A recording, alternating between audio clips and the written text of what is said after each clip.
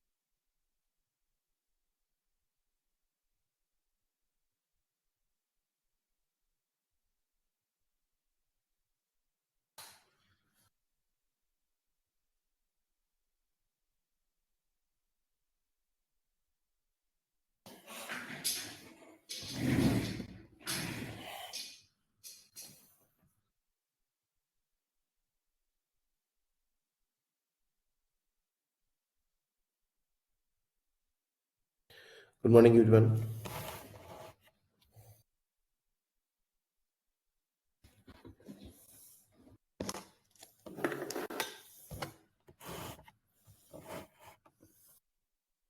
सुन पा रहे हैं सब लोग? Am I audible to everyone?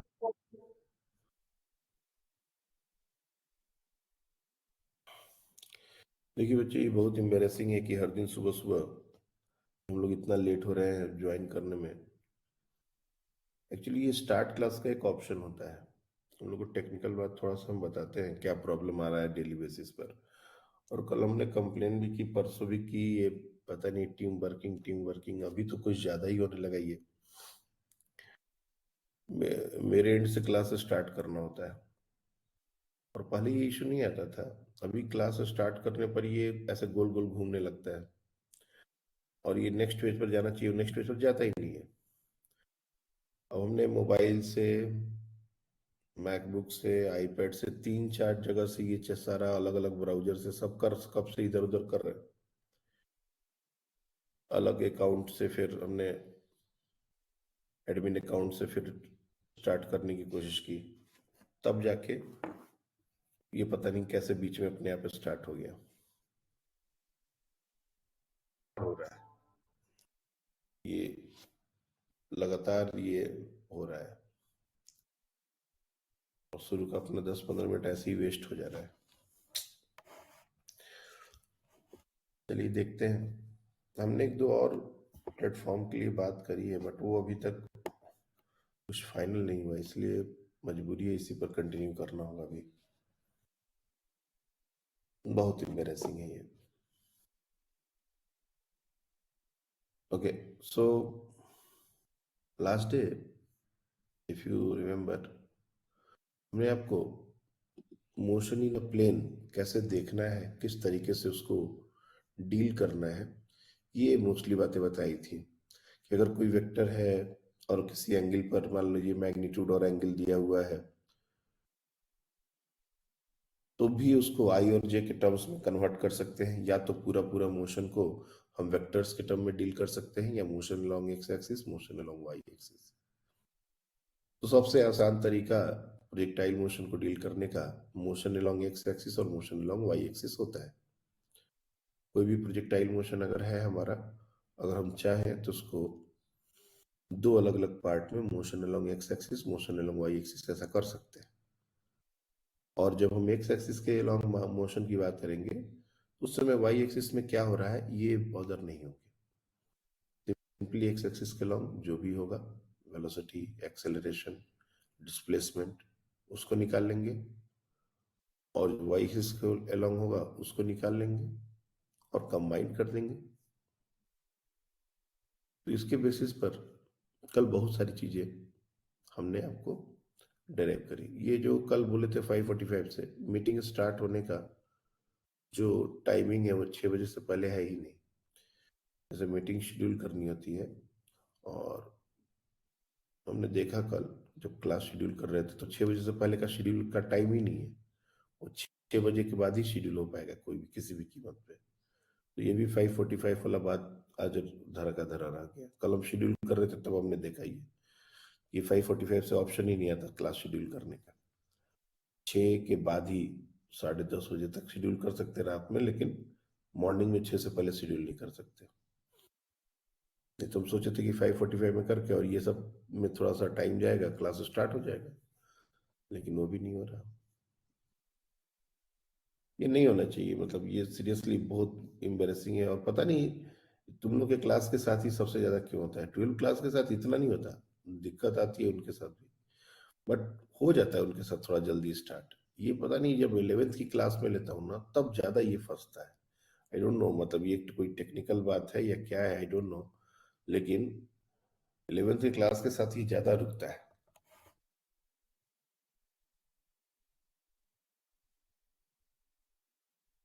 चलिए अब हम लोग बात करते हैं प्रोजेक्टाइल मोशन। और हम लोग ग्राउंड टू ग्राउंड प्रोजेक्शन की बात कर रहे थे। ग्राउंड टू ग्राउंड प्रोजेक्शन में बहुत सारी बातें कल हो गई थी।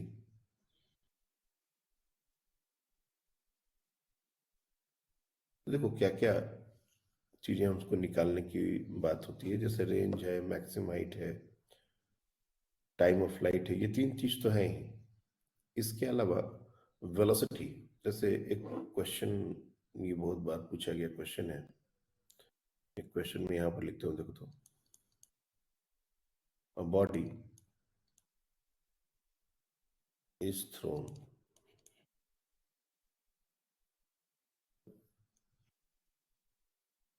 with an angle alpha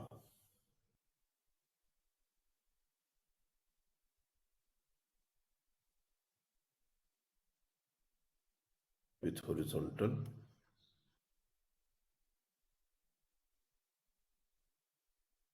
after some time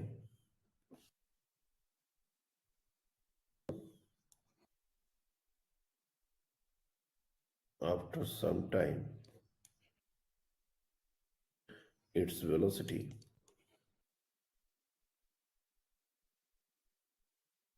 is v, which making an angle beta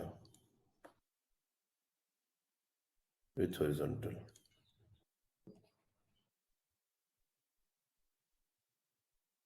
Find the speed of projection.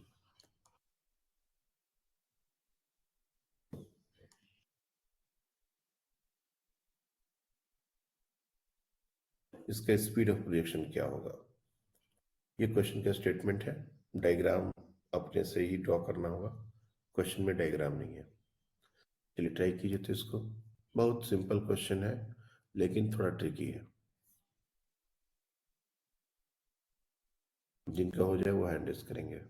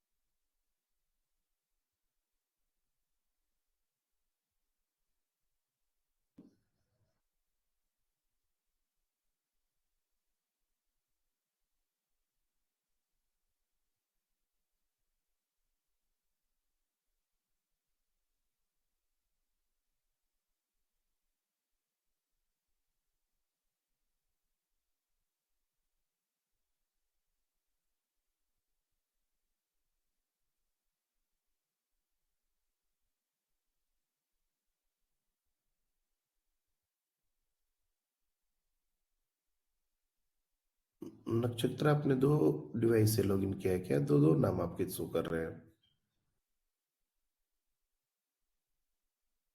No sir. एक मिनट एक मिनट। हाँ, एक और नक्षत्र को रहा तो नाम शो हो रहा है। एक मिनट नहीं, कृष्ण। हाँ, आपका दो नाम शो हो रहा है।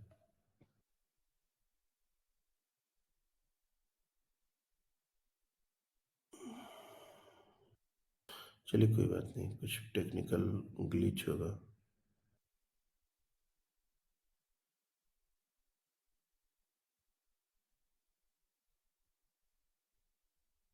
एक क्वेश्चन नहीं हुआ, सिंपल है।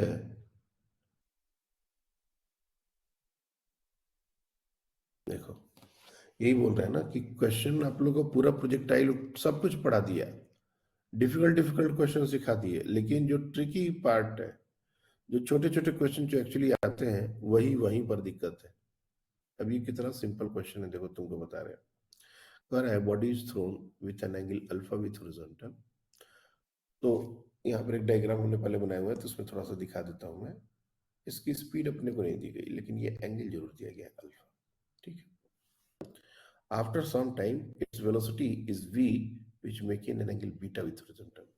Some time के बाद प्रोजेक्टाइल कहीं भी होगा, लेट्स से यहाँ पर है, और हॉरिजॉन्टल के साथ ये बीटा एंगल बना रहा है।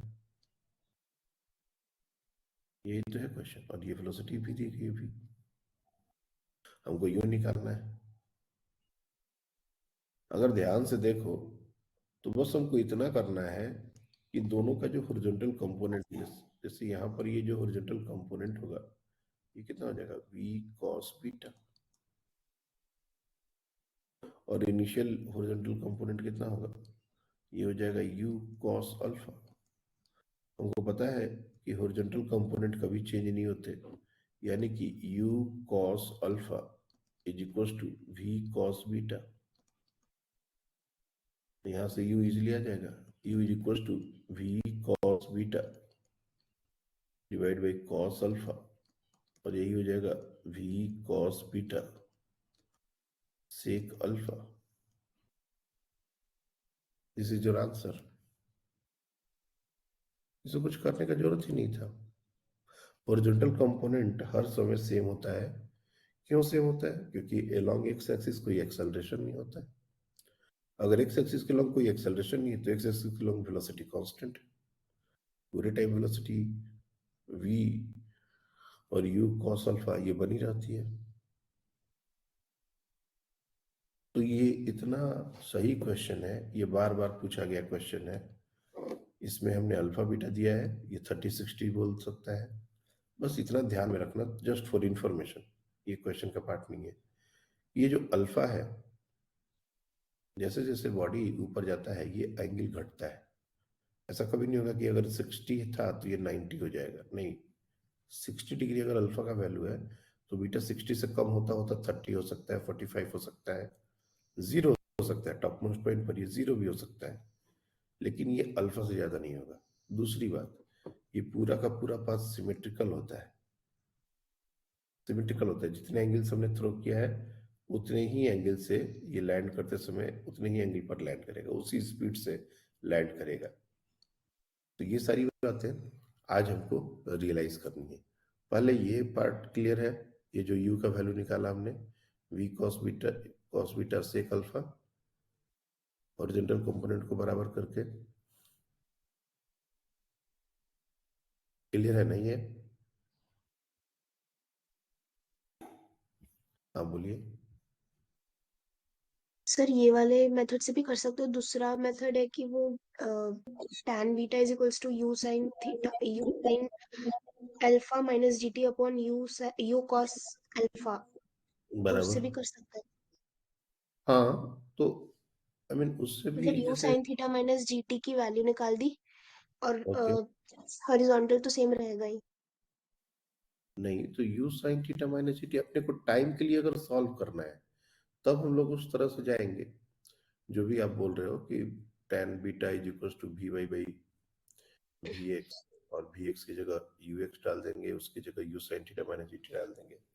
वो सारी बातें सही है, लेकिन अपने को टाइम का कैलकुलेशन चाहिए नहीं, मतलब कि कितने देर के बाद ऐसा हो रहा है।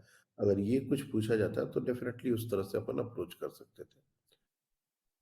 सर लेकिन यहाँ और पे you sine theta minus GT को हम लोग वी वाई कंसिडर कर सकते हैं ना। हाँ हाँ, क्यों नहीं। तो जो tan सर मैंने एक्चुअली थोड़ा अलग डायग्राम बनाया था थीटा और अल्फा के टर्म्स में, तो इसलिए थोड़ा चलिए ठीक है ठीक सर, है, समझ में। हम्म। जो आप कह रहे हो ना, देखो ध्यान से, ये हमारा प्रोजेक्टाइल मोशन का पाथ है मान लो। तो ये इनिशियल जो भी एंगल हो, मैंने इसको अल्फा लिया है, और बाद में ये एंगल घट के बीटा हो गया। अब यहाँ पर वेलोसिटी v है, तो tan बीटा ये हर बार के लिए यही है, v y by v x, इसमें कोई दिक्कत नहीं है। और वी वाई को अगर तुम इनिशियल कंडीशंस के साथ लेते हो तो u sign alpha minus G T divide by u cos alpha, ये हो जाएगा। ये लिख सकते हैं, कोई दिक्कत नहीं है इसमें। लेकिन इससे आगे u कैसे निकालोगे, t कैसे एलिमिनेट होगा? सर वी वाई को हम लोग एज अ होल कंसिडर करके फिर वी वाई इसमें वैल्यू निकाल लेंगे tan beta into you cos alpha, और हम्म, यू कॉस अल्फा तो कांस्टेंट रहेगा ही हॉरिजॉन्टल। फिर उसकी रिजल्टेंट वेलोसिटी निकाल लेंगे, you you square cos square alpha plus you square cos square alpha tan square beta, और tan स्क्वायर बीटा को sine square beta upon cos square beta लिख के फिर वो थोड़ा ट्रिग्नोमेट्री लगेगा, लेकिन उसमें आंसर आ जाएगा शायद। हाँ, आ गया। एक मिनट, आप कह रहे हो कि वी वाई को हम लोग वी एक्स tan बीटा ऐसा लिख देंगे, और चूंकि वी एक्स यू एक्स के बराबर होता है तो इसको लिख सकते हैं you cos alpha tan beta. अब क्या करोगे बताओ? सर तो हमको स्पीड पूछिए ना, तो हम लोग इसका मतलब वो रिजल्टेंट वेलोसिटी निकालते हैं ना, कि इसका स्क्वायर प्लस हॉरिजॉन्टल वेलोसिटी का स्क्वायर कर देंगे अंडर रूट में। तो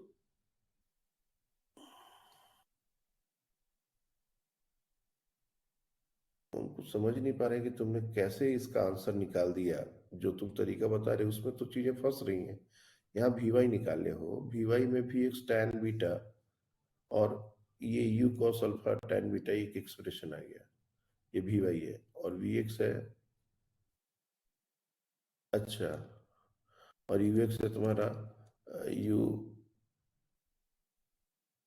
कॉस अल्फा वी एक्स। इन दोनों को स्क्वायर करोगे, ऐड करोगे, और फिर इसको भी v के बराबर करोगे।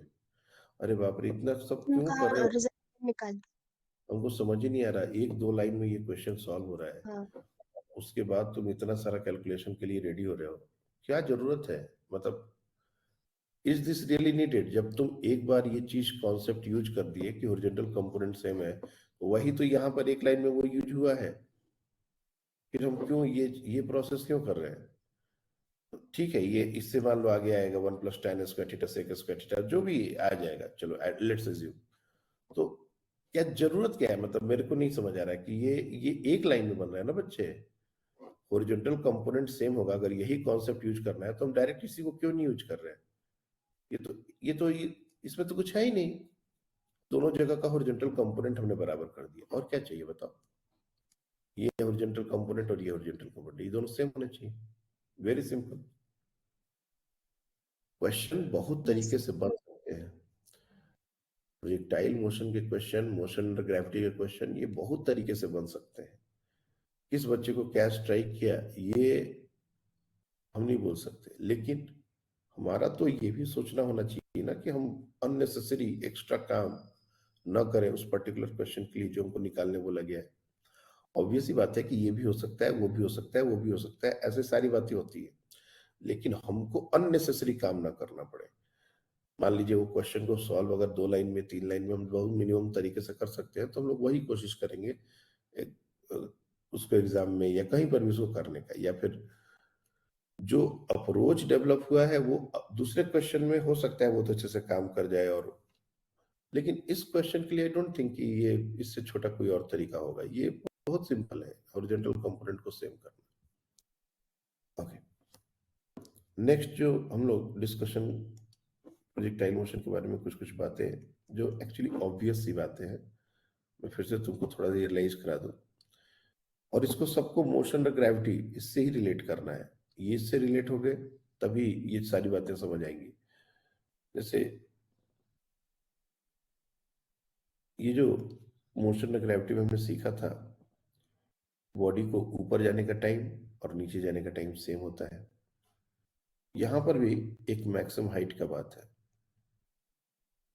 ये मैक्सिमम हाइट है, और यहां से अगर हमने थ्रो किया, let's say this point is a, और यहां पर ये लैंड कर रहा है, दिस पॉइंट इज बी, तो हमको पता था यहां से यहां जाने का टाइम और यहां से यहां जाने का time vertical motion under gravity में ये सेम होते थे, time for going up, time for coming down. यहां पर भी वही बात हो जाएगा, ए से ये टॉप मोस्ट पॉइंट पर जाने का टाइम और टॉप मोस्ट पॉइंट से नीचे आने का टाइम ये बिल्कुल सेम होंगे। टोटल टाइम ऑफ फ्लाइट जो हमारा होता है 2u sin θ/g, तो अगर ये थीटा एंगल हो जाए तो यहां से ए से टॉप मोस्ट पॉइंट तक के जाने का टाइम जो है वो हाफ होगा।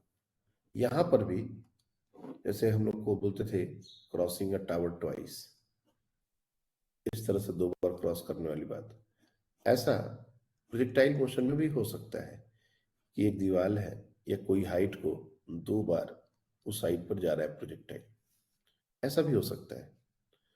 तो यहां पर जैसे दो बातें, दो तरीके से इस क्वेश्चन को सॉल्व करते थे। एक तो होता था कि एट इंस्टेंट t1 और एट इंस्टेंट t2 ये क्रॉस कर रहा है इस टावर को, तो t1 + t2 कर देते थे, तो ये हमारा टोटल टाइम ऑफ फ्लाइट हो जाता था। याद है ये कॉन्सेप्ट? हमने सिखाया था कि टाइम इंस्टेंट्स अगर एक t1 पर क्रॉस कर रहा है फिर एक t2 पर क्रॉस कर रहा है, तो टोटल टाइम ऑफ फ्लाइट हो जाता है t1 + t2।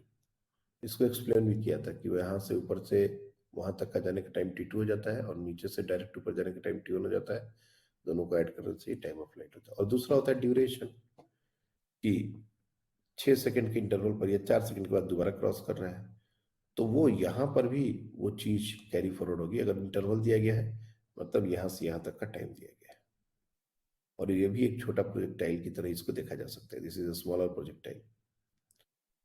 तो पूरा पूरा मोशन में ग्रेविटी से कैरी फॉरवर्ड होता है, सिमेट्रिकल पाथ। जैसा ये जो मैक्सिमम हाइट है इसके अराउंड ये पूरा का पूरा पाथ सिमेट्रिकल है, सिमेट्रिकल है, मिरर इमेज है ऐसा। तो जो लास्ट पार्ट अब इस ग्राउंड टू ग्राउंड प्रोजेक्शन का बचता है वो है हमारा इक्वेशन ऑफ ट्राजेक्ट्री। ये एक बहुत इंपॉर्टेंट, बच्चे से बहुत कंफ्यूज होता है, इक्वेशन ऑफ ट्राजेक्ट्री। देखो, इक्वेशन ऑफ ट्रेजेक्ट्री, वैसे तो ये कॉन्सेप्ट बहुत बड़ा कॉन्सेप्ट है, इंजीनियरिंग के बच्चों को बहुत अच्छा खासा इस पर टाइम दिया जाता है, लेकिन इक्वेशन ऑफ ट्रेजेक्ट्री क्या होता है पहले वो समझो। इसको हम लोग दूसरे तरीके से पूछना बोलना चाहें तो इसको बोल सकते हैं इक्वेशन ऑफ पाथ। यानी कि इस पाथ पर जिस पर बॉडी मूव कर रहा है, इस पाथ का ये तो एक ग्राफ जैसा बन रहा है, एक कर्व बन रहा है, तो इस पाथ का इक्वेशन क्या होगा अगर हम अपना एक्सिस एक्स और वाई फिक्स कर दें। जैसे यहाँ पर हमने एक्सिस नहीं बनाया है, अगर किसी ने इसमें एक्सिस बना दिया, ये जैसे से इसको एक्स एक्सिस बोल दिया और इसको वाई एक्सिस बोल दिया, और जनरली जहाँ से बॉडी को थ्रो करते हैं हम लोग उसी को ओरिजिन लेते हैं, बट ये भी जरूरी नहीं है। एक क्वेश्चन अभी हमने देखा था हाल फिलहाल में, कहीं और भी पॉइंट दे सकते हैं। पॉइंट ये नहीं है कि ओरिजिन से ही थ्रो करेंगे, तभी कहीं से भी थ्रो करेंगे। तो how actually we are going to find the equation of trajectory. Equation of trajectory actually निकालते कैसे हैं, क्या अप्रोच होता है, चाहे वो प्रोजेक्टाइल मोशन के लिए हो, चाहे वो कोई भी मोशन के लिए हो। मोशन में प्लेन में तो हजारों तरह के मोशन पॉसिबल है, तो अगर हमको इक्वेशन ऑफ ट्रेजेक्ट्री निकालनी है तो कैसे निकालेंगे, कौन बताएगा? How we are going to find out the equation of trajectory, what is the approach? Sir एक बार प्लीज क्वेश्चन रिपीट कीजिए। हमने पूछा कि इक्वेशन ऑफ ट्रेजेक्ट्री निकालते कैसे हैं। ओके, हाँ आप ये बताइए। सर ऑब्जेक्ट का जो हॉरिजॉन्टल डिस्टेंस है, मतलब उसने कितना रेंज ट्रैवल किया है और कितना हाइट ट्रैवल किया है, बराबर, वर्टिकल डिस्टेंस, तो उससे टी एलिमिनेट करके y is equal to ax। Okay. एक वर्ड इस बच्चे ने बहुत ही शानदार बोला, सारी बातों को अगर मैं इग्नोर भी कर दूं तो एक बात इसने बहुत बढ़िया बोला, टी को एलिमिनेट करना। यही सबसे मेन इंपॉर्टेंट बात है। देखो, कभी भी trajectory of equation of path जो भी निकालने हमको बोला जाता है, तो कायदे से हमको y is equal to f x कुछ ऐसा निकालना होता है, या फिर x is equal to f y कुछ ऐसा निकालना होता है। जो भी तुम चाहे इसको निकाल दो तभी वो हो गया, इसको कर दो तभी हो गया, हमको कोई और थर्ड वेरिएबल नहीं चाहिए। और होता क्या है कि जब भी हम इक्वेशंस बनाने की कोशिश करते हैं तो हमको x और y ये किसी थर्ड वेरिएबल के टर्म्स में आते हैं। जैसे प्रोजेक्टाइल मोशन का ही बात समझ लो, प्रोजेक्टाइल मोशन में हमने बॉडी को ओरिजिन से थ्रो किया। लेट्स अज्यूम एक बार और डायग्राम बनाओ। डायग्राम बनाने में बिल्कुल भी हमको देरी नहीं करनी है, क्योंकि ये डायग्राम से ही अपने को क्लैरिटी मिलती है। मान लो ओरिजिन है, कोई और पॉइंट भी होगा तो क्या होगा बता दूंगा, और यहां से हमने किसी बॉडी को थ्रो किया सम एंगल लेट से थीटा, और ये कुछ ऐसा जा रहा है। कहीं पर भी ये बॉडी यहां पर है कहीं लेट से, और इसका कोऑर्डिनेट पॉइंट है एक्स कॉमा वाई। तो ये तो हमको पता होना चाहिए कि ये जो एक्स है ये दिस डिस्टेंस है, ये डिस्टेंस है, ये एक्स है, और ये जो वाई है दिस इज योर वाई। इसमें किसी को दिक्कत नहीं होनी चाहिए। और ये जो वेलोसिटी है, मैं इसके अगर कंपोनेंट्स करूं, जैसे ये u है, इसका कंपोनेंट हॉरिजॉन्टल डायरेक्शन में हो जाएगा u cos theta, u cos theta, और इसका वर्टिकल डायरेक्शन में कंपोनेंट हो जाएगा u sin थीटा। और ग्रेविटी लगती है पूरे टाइम, इसको बताने की जरूरत नहीं है, मैं फिर भी लिख देता हूँ। तो जो x वाला जो डिस्टेंस है, ये तुम क्लियरली देख सकते हो कि u sin थीटा तो कभी इस डिस्टेंस को कवर नहीं कर सकता। अगर एक बॉडी को हम सिर्फ u sin थीटा दे दें तो सीधे ऊपर जाएगा नीचे जाएगा। कभी भी ये हॉरिजॉन्टल डायरेक्शन में इसका जो मूवमेंट होगा वो सिर्फ और सिर्फ u cos ऑफ थीटा की वजह से हो रहा है। कल भी ये बात बताई थी, आज भी वापस से इसको थोड़ा सा रिपीट कर रहे हैं। तो ये जो x डिस्टेंस जाने में बॉडी कितना टाइम लेगा, अगर मैं सोचता हूं कि बॉडी आफ्टर टाइम t इस पॉइंट पर गया था, तो कोई दिक्कत नहीं है इस बात को लिखने में कि x is written as u cos of theta into t। क्योंकि एक्स एक्सिस के लॉन्ग तो कोई एक्सेलरेशन है ही नहीं, तो सीधे सीधे हम लोग वेलोसिटी इनटू टाइम करेंगे और क्या करेंगे। लेकिन वाई एक्सिस के लॉन्ग ये जो वाई डिस्प्लेसमेंट उतने ही टाइम में हुआ है, इसको हम लोग y is equal to u sine theta into t ये नहीं लिख सकते, दिस इज इनकम्प्लीट, क्योंकि वाई डायरेक्शन में एक एक्सेलरेशन का भी बात है इसी, इसलिए इसमें U T half A T square लगाना पड़ेगा, और चूंकि अपोजिट है तो minus half G T square भी करना पड़ेगा। अब यहां पर देखा जाए तो x और y दोनों t का फंक्शन है, x is also function of time, y is also function of time.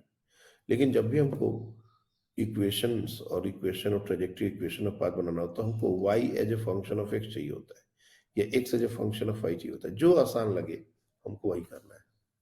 यानी कि इसमें से t को एलिमिनेट करना है, t को हटाना है, t एक वेरिएबल है जिसको हमको एलिमिनेट करना है।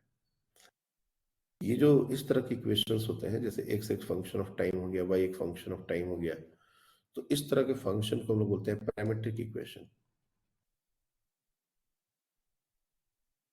और हर बार ये t का ही फंक्शन हो कोई जरूरी नहीं है, कभी कभी क्या होगा x जो है वो थीटा का फंक्शन है, और y जो है वो भी कोई थीटा का फंक्शन है, और हमको x और y के बीच में रिलेशन निकालना है। तो इस तरह के सिचुएशन में हमारा sine square theta plus cos square theta 1, इस तरह के रिजल्ट बहुत ज्यादा काम आते हैं। हम कुछ इस तरह से इसको ऐड करेंगे, स्क्वायर करके ऐड करेंगे, कुछ ऐसा करेंगे ताकि थीटा वाला टर्म एलिमिनेट हो जाए, और जो बचेगा वो एक्स और वाई का रिलेशन बचेगा। वैसा ही यहां पर भी हमको करना है। अब दो बातें हो सकती थी, या तो तुम टी का वैल्यू सेकेंड वाला जो क्वाड्रेटिक हमने लिखा है उसको सॉल्व करके निकाल लो और तब फर्स्ट में डाल दो, लेकिन ये थोड़ा लंबा हो जाएगा। ध्यान से देखा जाए तो पहला वाला जो एक्सप्रेशन है ये, उसमें टी को निकालना बहुत सिंपल है, x divide by you cos theta, इसमें ज्यादा टाइम नहीं लगेगा अपने को। और जब टी को एलिमिनेट ही करना है तो यहाँ पर डायरेक्टली एक टी का वैल्यू निकाल के दूसरे में डाल देंगे। तो यहाँ पर एक्स को हमने मतलब एक्स वाले एक्सप्रेशन को लेकर निकाला और उसको पुट किया, यहाँ पर वो हो सकता था, यहाँ पर वो सिंपल दिख रहा था। कभी कभी ऐसा भी होगा कि वाई वाला हमको आसान दिख रहा होगा, तो वाई से निकाल के एक्स में डालना पड़ेगा। तो सिचुएशन पर डिपेंड करता है। वैसे प्रोजेक्टाइल के लिए मोस्ट ऑफ द टाइम हमारा कुछ ऐसा ही बनेगा, तो एक्स वाले एक्सप्रेशन से टी का वैल्यू निकाले और वाई वाले पुट कर दिए, पुट कर दो, तो you sine theta into T, T हमारा है x divide by you cos theta minus half G T square T x divide by you cos theta का होल स्क्वायर। अब ये u विल गेट कैंसल्ड, तो हमारा बचा क्या, देखोगे तो बचा है x tan theta minus half g x square divide by u square cos square theta.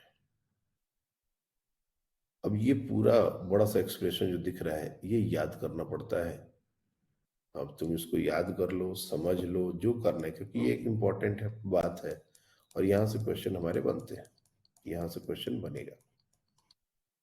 इसको बोलते हैं equation of trajectory. This expression is also known as equation of trajectory.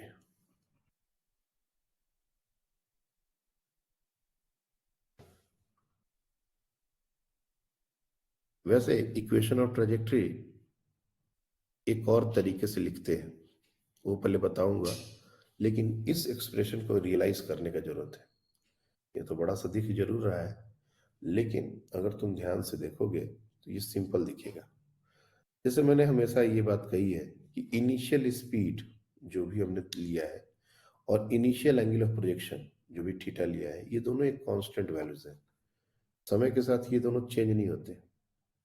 Angle making with horizontal ये change होगा during the motion, speed change होगा during the motion, लेकिन initially जो value था वो एक कांस्टेंट होगा, इसको कभी वेरिएबल की तरह ट्रीट नहीं करना चाहिए। तो देखोगे यहां पर हमको tan थीटा, जो भी एंगल्स हमने थ्रो किए हैं उसका tan थीटा एक फिक्स्ड वैल्यू होगा। और यहां पर भी देखो ये एक्स स्क्वायर के अलावा जो बाकी के टर्म है half g divide by u square cos square theta, ये सब एक कांस्टेंट है। इतना बड़ा टर्म जरूर है बट ये है कांस्टेंट्स, ये समझ में आना चाहिए। तो तुम चाहो तो सीधे सीधे y is equal to a x minus b x square ऐसे लिख सकते हो। A and b are constants, ये एक्सप्रेशन है वही है।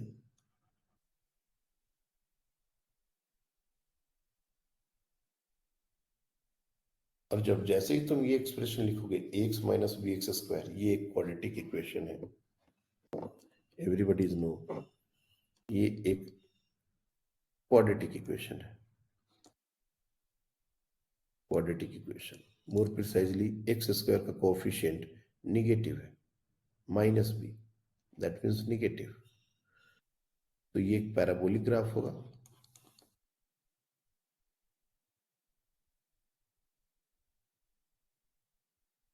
और कनकेव डाउनवर्ड होगा।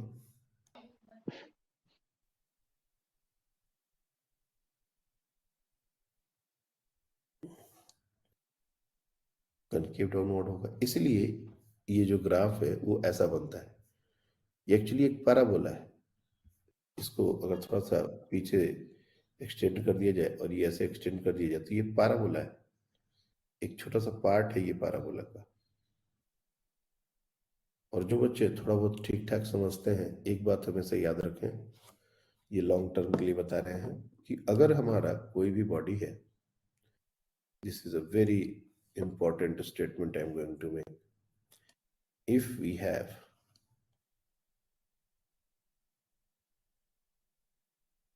an initial velocity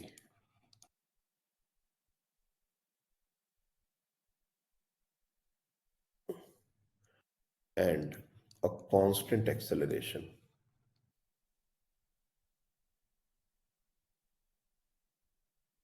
initial velocity है नॉन जीरो, मतलब हमने क्या बोला, if we have an initial velocity, इसका मतलब इनिशियल वेलोसिटी जीरो नहीं ले सकते। और दूसरा कांस्टेंट एक्सेलरेशन, एक्सेलरेशन का वैल्यू कांस्टेंट रहना चाहिए, मतलब वेरिएबल नहीं होना चाहिए।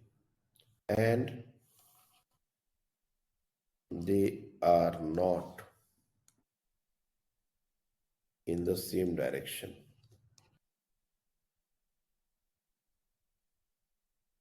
और अगर मान लो कि वो दोनों सेम डायरेक्शन में नहीं है, क्या क्या, इनिशियल वेलोसिटी है, इनिशियल एक्सेलरेशन है और दोनों सेम डायरेक्शन में नहीं है। मैं थोड़ा सा समझाने के लिए यहाँ पर एक डायग्राम कहूँ तो बना दूं। जैसे मान लो ये वेलोसिटी है और ये एक्सेलरेशन है,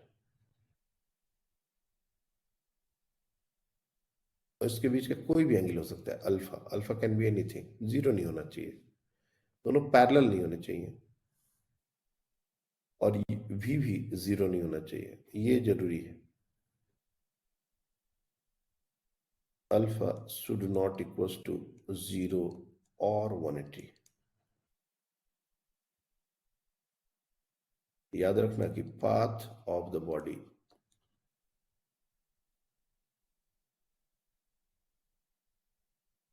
will always be parabolic।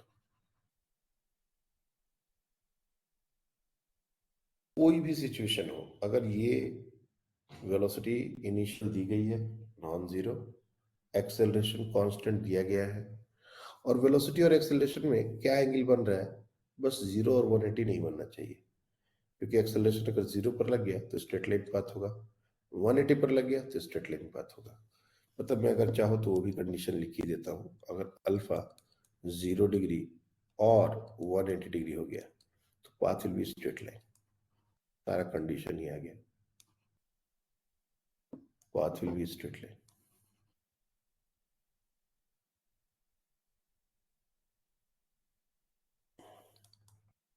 तो ये अपने को ध्यान रखना है। बहुत बार थ्योरेटिकल क्वेश्चन में इस स्टेटमेंट को अलग अलग तरीके से पूछते हैं। अब बच्चे यहाँ प्रोजेक्टाइल के नाम पर ये चीज पढ़ता है, प्रोजेक्टाइल के नाम पर ये चीज याद रखता है, लेकिन एक जनरल स्टेटमेंट की तरह अगर इसको पूछा जाता है तो फिर वहां कंफ्यूज करता है। उसको लगता है कि क्या पता प्रोजेक्टाइल ही ऐसा होता होगा, बाकी नहीं होते होंगे, ये कुछ और बात होती होगी। तो इसको मैंने हमेशा के लिए क्लियर कर दिया कि हमारा जो मोशन है वो हमेशा एक प्रोजेक्टाइल सॉरी पैराबोलिक पाथ पर ही होगा, चाहे वो प्रोजेक्टाइल हो या कोई हो। कंडीशन क्या है हमने सामने लिख दिया है। वापस आते हैं इस इक्वेशन ऑफ ट्रेजेक्टरी पर। तो ax minus b x square की तरह ही इस पूरे एक्सप्रेशन को देखना है। इतना बड़ा expression x tan theta minus half g x square by two u square cos square theta, ये पूरा जो एक्सप्रेशन है ये तो याद होना ही चाहिए, मतलब इसमें कहीं कोई डाउट नहीं है कि नहीं याद होना चाहिए।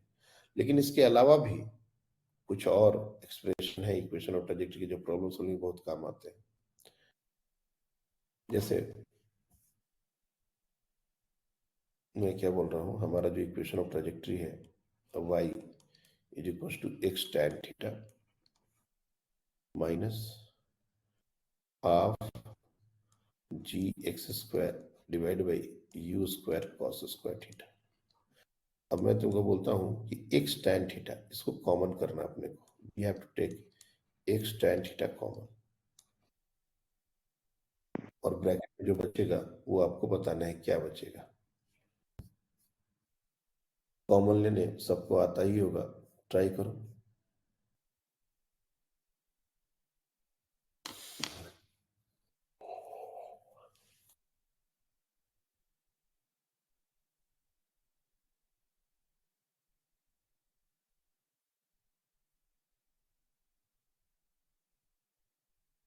एक्स tan थीटा को कॉमन लेना है। मतलब मैं अगर सिंपल तरीके से बताऊं कि क्या करना है एग्जैक्टली तो देखो ये एग्जाम्पल सबको समझ में आना चाहिए। अगर मान लो किसी ने दिया है y equal to 3x minus 5 और हमसे बोल दिया गया कि 3x को कॉमन ले लो या 3 को कॉमन ले लो, तो जैसे अगर हमने 3x को कॉमन लिया है तो कॉमन लेना भी तुम लोग को एक बार हमने सिखाया था, ये करना पड़ेगा। अगर हमको 3 कॉमन लेना है तो हमको ये लिखना पड़ेगा, डिपेंड करता है हमको क्या कॉमन लेना है। और 3 और 5, 3x और 3 के अलावा कुछ और भी कॉमन ले सकते हैं, हाँ बिल्कुल ले सकते हैं। अगर हमको 2 कॉमन लेना है तो इसको लिख देंगे 3x/2 माइनस 5/2। ये सब वैलिड एक्सप्रेशन है। ये सारा कुछ बेसिक मैथमेटिक्स के दौरान सिखाया गया है। कॉमन कैसे लेते हैं, हमको कुछ वही काम करना है। यहाँ पर हमने एक्स tan थीटा को ही कॉमन ले लिया है। बताइए ब्रैकेट के अंदर क्या आएगा।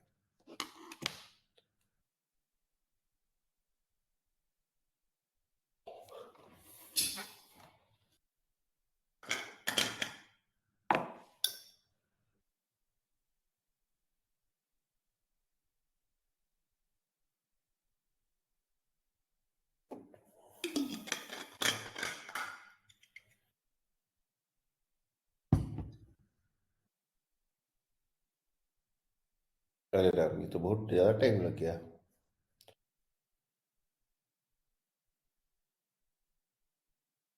हाँ बताइए अनुश्री बताइए।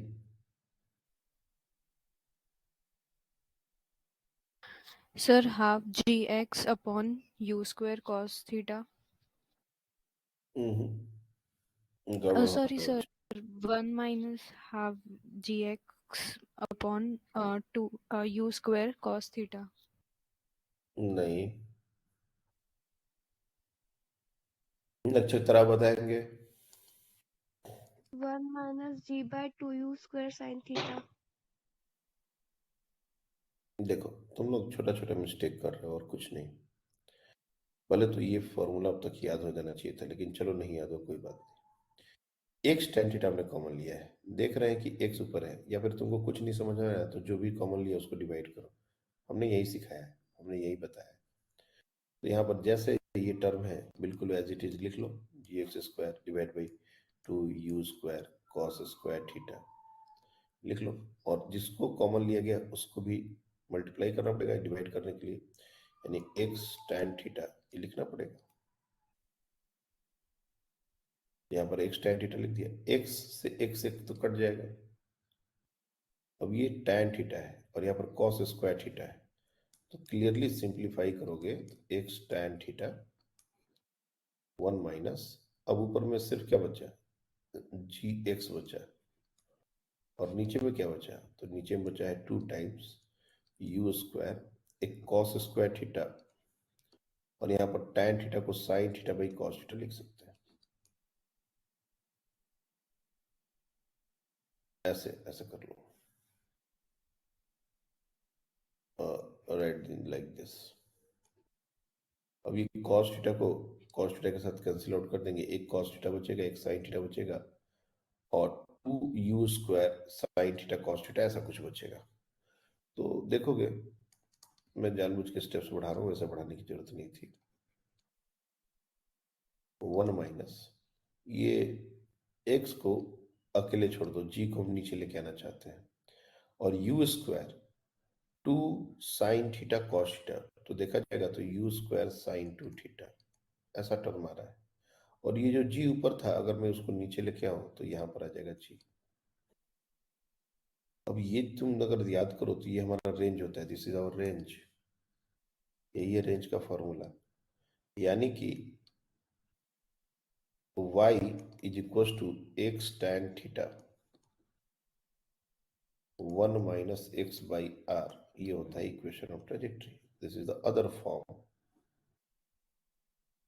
आया वो उसी एक्सप्रेशन से है जो स्टैंडर्ड एक्सप्रेशन होता है वो, लेकिन बहुत बार हमारा क्वेश्चन इस तरीके से जल्दी सॉल्व हो जाएगा, तो हमको ये भी फॉर्मूला याद रखना पड़ेगा। ये तो खैर पहला वाला तो याद करना ही है, और ये जो मैंने एक्स tan थीटा को कॉमन लिया है, अब क्या बार बार तुमको इसको कॉमन लेके चेक नहीं करना है कि ये ऐसा आता है कि नहीं, क्या आएगा, एक बार इसको कर लो, लेकिन इसको एज इट इज ये नीचे जो एक्सप्रेशन लिखा है इसको ऐसे ही याद करना है, और कभी कभी ये ऊपर वाले एक्सप्रेशन से भी ज्यादा इंपॉर्टेंट हो जाता है, क्योंकि इस पर क्वेश्चन जो आते हैं बच्चे उसको समझ नहीं पाते जल्दी, तो ये ज्यादा इंपॉर्टेंट एक तरीके से हो गया, इसको हमको ऐसे ही याद रखना है, x tan theta 1 minus x by r. Anyone have any confusion? देखो बेसिक मैथमेटिक्स में बार बार ये बात पर जोर देता हूँ, तुम लोग जो आंसर नहीं कर पाते, कभी सोचे हो कि कोई भी आंसर क्यों नहीं कर पाते? जैसे मान लो अभी तुमको कहा गया कॉमन लेने के लिए, इसके पहले बोला गया एलिमिनेट करने के लिए। मैं जनरली फिजिक्स की चीजें कम पूछता हूँ, फिजिक्स तो मैं तुमको सिखाता ही हूँ कैसे क्या करना है, कैसे क्या सोचना है, लेकिन उसको सोचने के लिए, उसको करने के लिए मैथ्स की जरूरत पड़ती है, और तुम लोग मैथ्स को लेके सीरियस नहीं होते। एक ही दिक्कत बार बार आ रही है, बावजूद उसके उसको रिकवर नहीं किया जा रहा, उसको ठीक नहीं किया जा रहा। ऐसे कितना दिन तक तुम रेंगते रहोगे, मुझे नहीं समझ आ रहा है। तुम्हारी स्पीड, तुम्हारा कॉन्फिडेंस, ये कभी नहीं आएगा बच्चे, अगर तुम लोग मैथ्स को अभी भी इग्नोर कर रहे हो तो।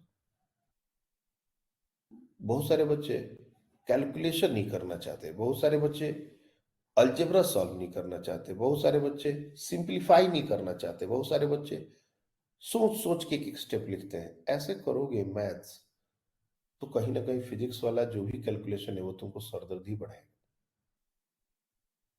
जहां जहां तुमको लगता है, और ये मैं डिफरेंशिएशन इंटीग्रेशन नहीं, यहाँ कोई डिफरेंशिएशन इंटीग्रेशन नहीं, एक सिंपल अलजेब्रा, सिंपल ट्रिग्नोमेट्री, तुम इसको क्या बोलोगे, डिवाइड करना है, अलजेब्रा का पार्ट है, trigonometry sine theta cos theta. तो ये सब चीजें अगर हम फ्रीक्वेंटली नहीं करेंगे तो फिर हम, जैसे क्या होता है कोई भी क्वेश्चन करने के लिए अगर हम जितना जल्दी कैलकुलेशन करते हैं उतना ही जल्दी ये बात को समझ सकते हैं कि ये क्वेश्चन इस तरीके से होगा या नहीं होगा।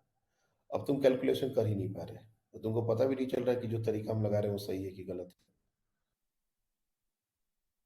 1.5 महीने की क्लास, आई नो कि एक बार में सब कुछ पढ़ा दिया और उसके बाद फिर पूरे साल हम लोग कैसे उम्मीद करें कि याद हो, नहीं होता। बहुत सारे बच्चे उस समय सीखते हैं फिर भूल जाते हैं, लेकिन 1.5 महीने की क्लास पढ़ाई गई, रिकॉर्ड कराया गया उसको, उसके नोट्स दिए गए, उस पर क्वेश्चन सॉल्व कराए गए, तो ये सारी बात इसीलिए की गई कि आप टाइम टू टाइम उसको देखिए, टाइम टू टाइम आप उसको रेफर किया कीजिए। लगे तो एक मैथ्स वाली जो कॉपी है उसको हमेशा साथ लेके बैठा करो, जो भी हमने 1.5 महीने में नोट्स स्टार्टिंग में दिए थे उसको साथ लेके बैठो।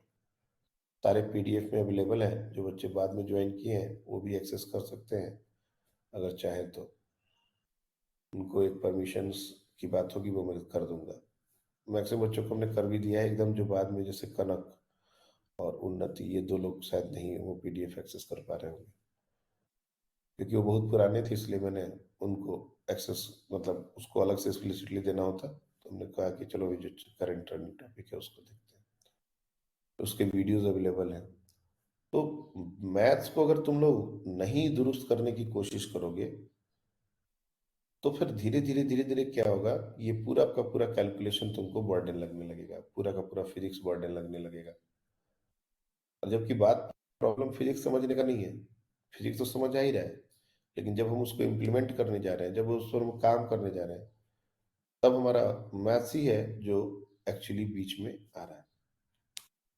और कहीं ना कहीं मैथ्स मेरा कमजोर है, इसलिए हम मैथ्स को बहुत अच्छे से नहीं कर पा रहे। तो मैथ्स तुमको कोई पूरा डिस्टिंक्शन एग्जाम ऐसा तो नहीं कर रहा। मैथ्स उतना ही करना है अपने को जितना हमको जरूरत है। अब बार बार हमको लग रहा है कि हमको डिवीजन में प्रॉब्लम आ रही है, हमको इक्वेशंस में प्रॉब्लम आ रही है, हमको क्वाड्रेटिक सॉल्व नहीं करने आ रहा, हमको कॉमन लेने नहीं आ रहा, ये छोटा छोटा इशू है। और इस पर थोड़ा थोड़ा काम करोगे तो अपने आप ये चीजें ठीक हो जाएंगी। लेकिन काम नहीं करोगे और हमेशा फिजिक्स में ही ये चीज आएगा और तभी कुछ करने की कोशिश करोगे, तब दिक्कत है। फिजिक्स में जब आएगा ना तब तुम्हारा काम नहीं होगा। तुम नॉर्मल इसको मैथ्स की तरह करो, ताकि जो फिजिक्स में है तो अपने आप हो जाए। अब देखिए, ये जो हमने एक्सप्रेशन निकाला है, the expression of equation of trajectory that we have figured out,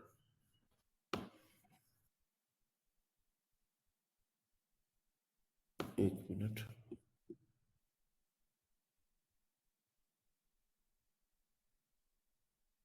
इस पर एक सिंपल क्वेश्चन बहुत ही शानदार तरीके से देखो बनता है।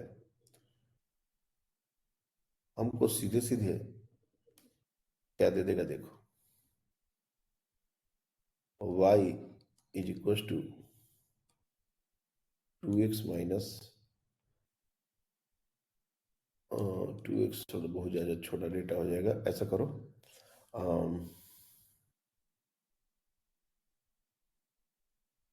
5x और 10x minus 2x square. Let's assume this, ये हमको एक इक्वेशन दे दिया गया। क्या क्या पूछा गया? This is the equation of trajectory of a particle, equation of trajectory of a projectile.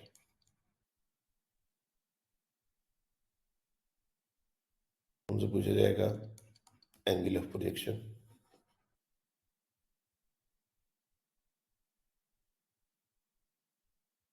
दूसरा पूछा जाएगा रेंज, तीसरा मैक्सिमम हाइट, और चौथा अगर acceleration, if acceleration along y axis is g, that is 10 meter per second square, find the speed of projection or initial speed of projection।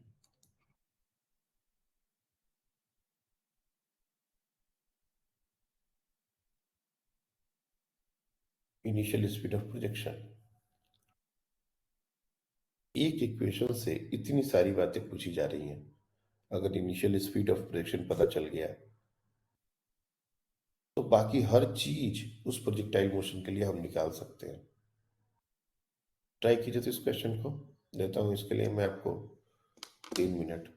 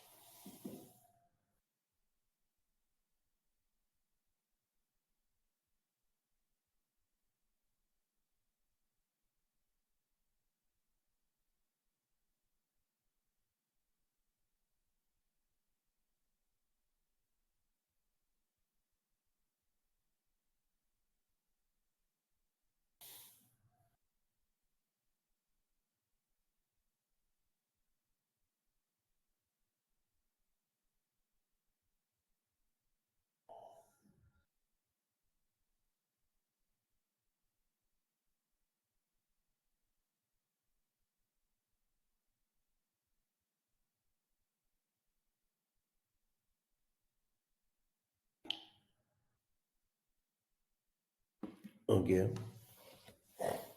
सारे सारे part हो गए। Yes sir. गुड।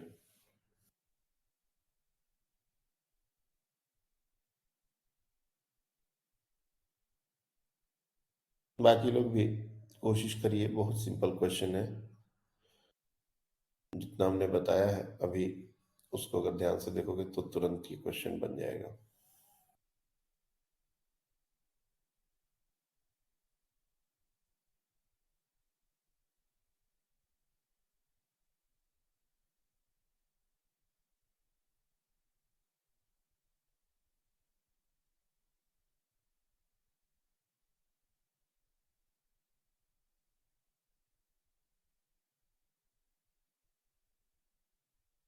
श्रावणी, कर रहे हो?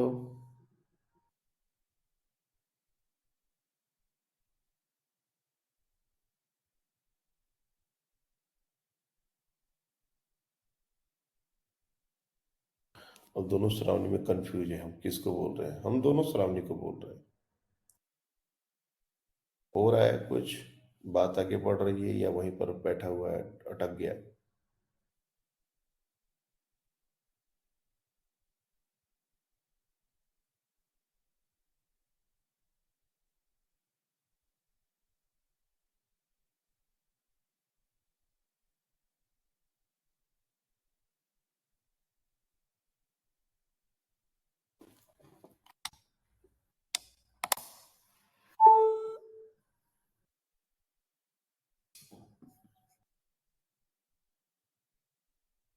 ओके, सिर्फ एक ही बच्चे ने अभी तक हैंड रेज किया है। ये क्वेश्चन डायरेक्ट जो हमने इक्वेशन बनाया है बिल्कुल उसी के ऊपर बेस्ड है। ये जो y equal to x tan theta one minus x by r जो हमने इक्वेशन लिखा है, बिल्कुल इसी के ऊपर बेस्ड क्वेश्चन है ये। अब डायरेक्टली यहाँ पर बात नहीं बन रही, इसको उस फॉर्म में लाने के लिए जिस फॉर्म में है कुछ काम करने पड़ेंगे। ये 10x को कॉमन ले लो, 10x जो कॉमन ले लो, ये कितना हो जाएगा? 1 minus 2x square upon 10x, यही तो होता है। एक x से x कैंसिल आउट होगा, ये 2 से ये 5 कैंसिल, और ये जो पूरा का पूरा एक्सप्रेशन है वो हो जाएगा x इंटू 10 और 10x, जो भी जैसे मर्जी वैसे लिखो। 10x 1 minus x upon 5।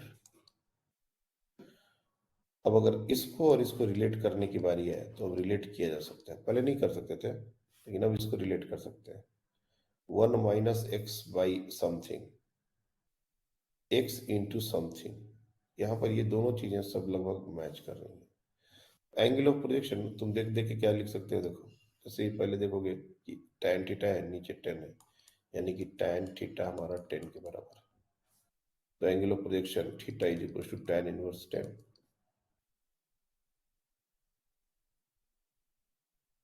तो एंगल ऑफ प्रोजेक्शन हमारा ये हो जाएगा tan इनवर्स 10। उसके बाद रेंज, रेंज भी साफ दिख रहा है अपने को, आर की जगह यहाँ पर है 5, तो रेंज हो जाएगा 5। दो चीजें तो बिल्कुल सिर्फ कंपेयर करके ही आ गई। और मैक्सिमम हाइट कैसे आएगा तो अपने को पता है, h बाई आर, ये हमारा होता है tan थीटा बाई 4। तो tan थीटा का वैल्यू 10 है, simply put h by 5, r का वैल्यू हमारा 5, तो tan theta that is equal to 10 by 4। अब इसको सॉल्व कर दोगे तो यहाँ से h हमारा 25.2, ये भी आ गया। तो तीन चीजें बहुत सिंपल तरीके से निकल जाती हैं, लेकिन इसके बाद वाले के लिए अपने को कुछ एक और भी इंफॉर्मेशन चाहिए, जैसे एक्सेलरेशन डाउनवर्ड डायरेक्शन कितना है। तो अगर जनरल प्रोजेक्टाइल है तब तो जी पता ही है, अगर नहीं होता तो फिर हमको जो होता वही यूज करना पड़ता है। खैर ये ऐसे क्वेश्चन जनरली प्रोजेक्टाइल में तुम्हारे से पूछे जाएंगे और जी ही होगा। तो तुम क्या करो, रेंज या मैक्सिमम हाइट कोई एक फॉर्मूला यूज कर लो।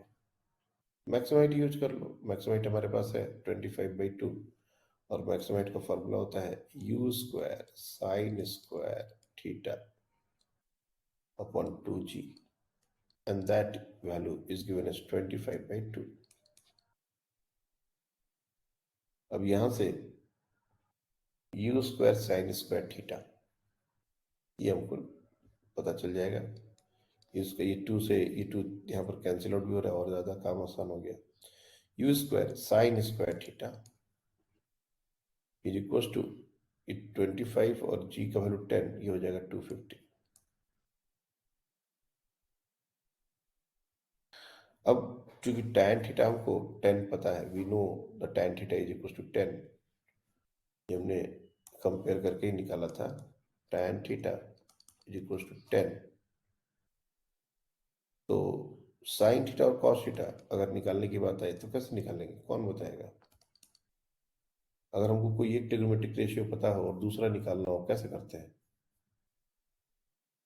ये सर सब इसमें एक ट्रायंगल बना के कोई भी एंगल कंसिडर करके, जैसे tan theta perpendicular upon base होता है, तो वो परपेंडिकुलर की वैल्यू 10 डाल देंगे, बेस की वैल्यू 1 डाल देंगे, और हाइपोटेन्यूज की वैल्यू वो पाइथागोरस थ्योरम से √101, और फिर साइन थीटा और कॉस थीटा का फॉर्मूला से फिर वो हम लोग कर सकते हैं। बराबर, वेरी वेरी गुड।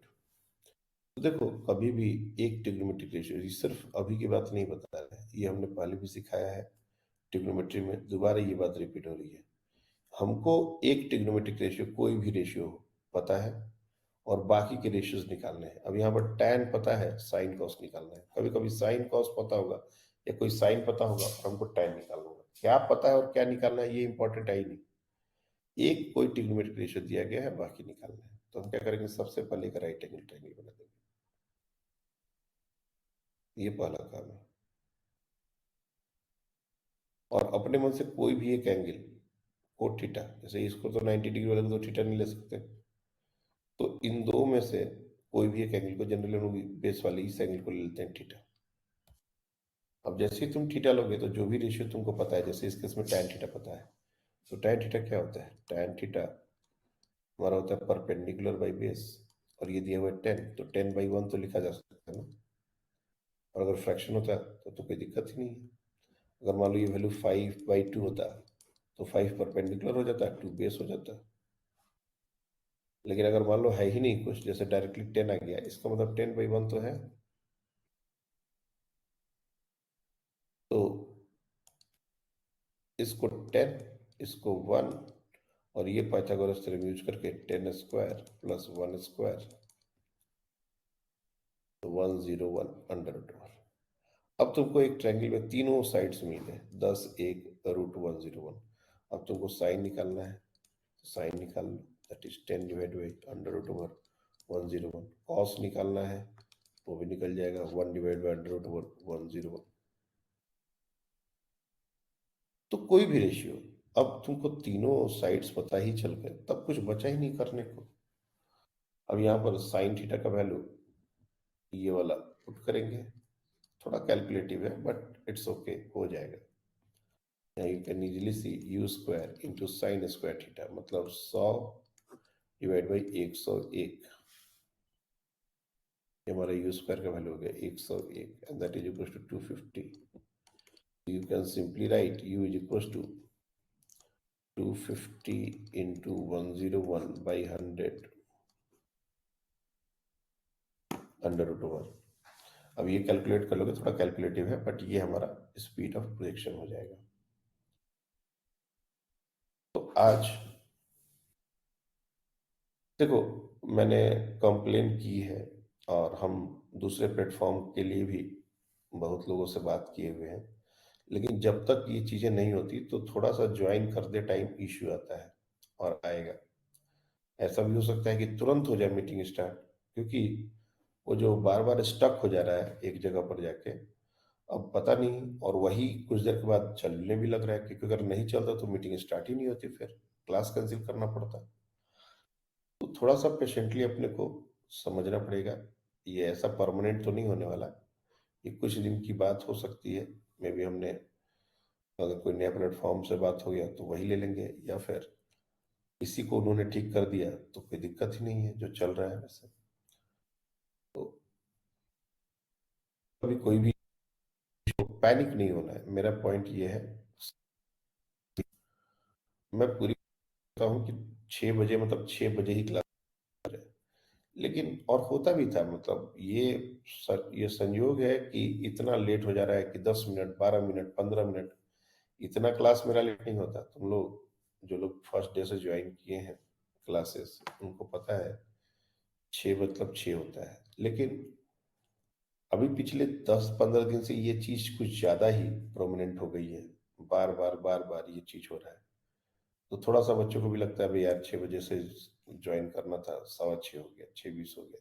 वो पूरा टेम्परामेंट खराब हो जाता है। मेरा खुद सुबह सुबह मॉर्निंग मॉर्निंग में इस तरह से बार बार मैं 4 अलग अलग डिवाइसेस से लॉग इन करने की कोशिश करता हूँ। फिर किसी एक से हो गया तो फिर सबसे लॉग आउट हो गया, फिर इसमें लॉग इन करने की कोशिश करता हूँ। तो पॉइंट ये है कि ये होना नहीं चाहिए कायदे से। सिंपली ज्वाइन, सिंपली स्टार्ट का ऑप्शन उन वर्क करना चाहिए। बट इश्यूज हैं, कुछ कुछ बग होगा, तो आप लोग आराम से वेट कीजिए। जब भी क्लास होती है डेफिनेटली क्लास होगी, परेशान होने की जरूरत नहीं है। और जैसे ही एक बार वो मैं क्लास स्टार्ट करूंगा, सब लोग अपने आप लॉग इन कर जाओगे। वो जो ज्वाइन का ऑप्शन होता है वो सब अपने आप ज्वाइन हो जाओगे, अगर तुमने ज्वाइन पर क्लिक करके रखा है तो। वो मेरे को एक मेरे एंड से स्टार्ट होने की एक बात होती है, बस वहीं पर जाके चीज फट अटकता है।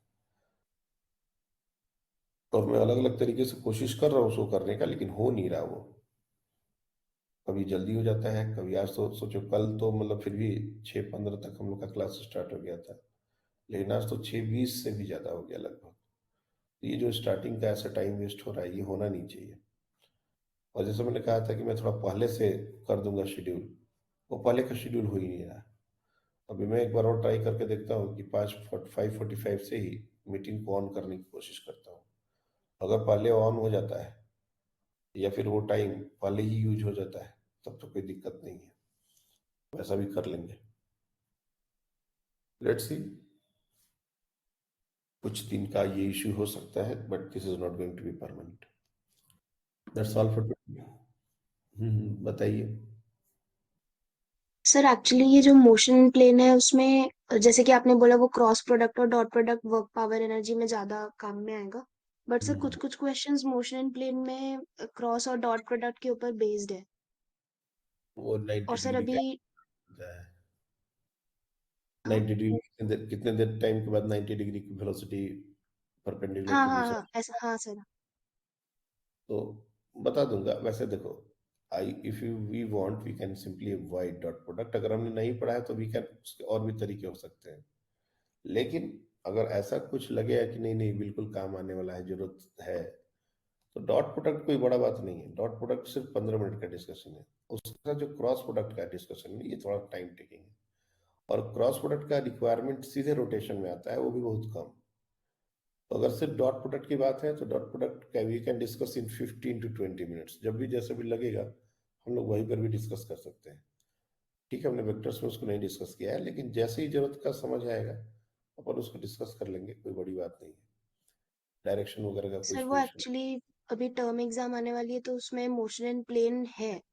तो मेरे को लग रहा है कि उसमें अगर क्रॉस और डॉट प्रोडक्ट आया तो इसलिए। नहीं। क्रॉस नहीं आएगा, क्रॉस का कोई क्वेश्चन ही नहीं आता। एक भी क्वेश्चन ऐसा बताओ जो क्रॉस का हो, आया क्या? नहीं आता, सर वो डॉट का है। मॉड्यूल नहीं नहीं, क्रॉस का नहीं आना चाहिए। और नहीं नहीं, पीवाई क्यूज, मॉड्यूल के क्वेश्चन और पीवाई क्यूज। देखो पीवाई क्यूज क्या है, थोड़ा सा समझने का कोशिश करो सब लोग। पीवाई क्यूज जो क्वेश्चन होते हैं वो बच्चा तब देता है जब वो पूरा 11-12 पढ़ के गया हो। ये मैं बार बार इस बात को बताता हूँ, बच्चे इसको ध्यान नहीं देते। जब नीट का एग्जाम देने जाओगे तो उस समय तक न वर्क एनर्जी पावर बचेगा, न रोटेशन। तो ऑटोमेटिकली तुम्हारा सारा कुछ कंप्लीट हुआ हुआ है। और मान लो वो क्वेश्चन 2D का ही है, लेट्स अज्यूम, और उसमें क्रॉस प्रोडक्ट भी यूज हो रहा है, लेट्स अज्यूम। लेकिन जब हमने उसको देने गए थे तब तो हम पूरा फिजिक्स पढ़ के गए थे, और हम फिजिक्स कभी ना कभी तो पूरा पढ़ेंगे ही। तो क्वेश्चन इसलिए 2D में डाला गया है क्योंकि वो 2D का क्वेश्चन है, भाई उसी चैप्टर में आना चाहिए क्वेश्चन। लेकिन इसका ये मतलब नहीं है कि हमको वो 2D पढ़ेंगे तो सारे क्वेश्चन PYQ सॉल्व हो जाने चाहिए, ये सोचना गलत है। मेडिकल में तो थोड़ा कम है, इंजीनियरिंग में ये चीज़ बहुत ज़्यादा होती है। इंजीनियरिंग में हमको बहुत सारी ऐसी चीज़ें आंसर करनी होती हैं जिसको हमने अभी पढ़ा ही नहीं है। For example unit and dimensions को सोच लो। यूनिट एंड डायमेंशंस में बच्चे को पूछा जा रहा है कोएफिशिएंट ऑफ विस्कोसिटी का डायमेंशन निकालिए, और ये देख रहा है बच्चा कि सर ये तो 2022 का क्वेश्चन है।